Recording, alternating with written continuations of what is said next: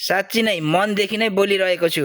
धरान सुनचरी 1 का जनताहरूले एउटा सक्षम इमान्दार नारी सरिन तामाङलाई भोट दिएर संसद बनाएर पठाइदिएको भए यसरी युके बेलायतबाट सहयोगको नाममा पैसा भिख मागिरहनु पर्ने थिएन।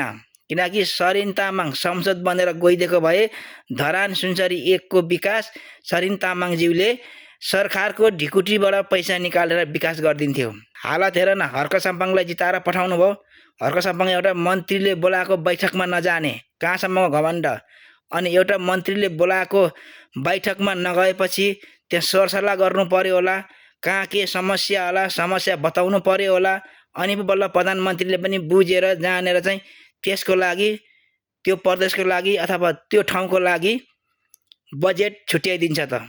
अब सरसल्लाहमै नगएपछि, बैठकमै नगएपछि सुनचरी 1 मा कसरी बजेट छुट्याउला त सरकारले? त्यही भएर म भन्ने गर्छु, श्रम संस्कृति पार्टी ठिक छ, तर श्रम संस्कृति पार्टीको टाउको नै राम्रो छैन। त्यो टाउकोको ठाउँमा अर्को कुनै राम्रो टाउको ल्यायो भने श्रम संस्कृति पार्टी 1 नम्बर भएर जानेछ। हामी सम्पूर्ण जनताहरूले पनि साथ दिनेछौँ। के लाग्छ? प्रतिक्रिया कमेन्टमा राख्नु है त।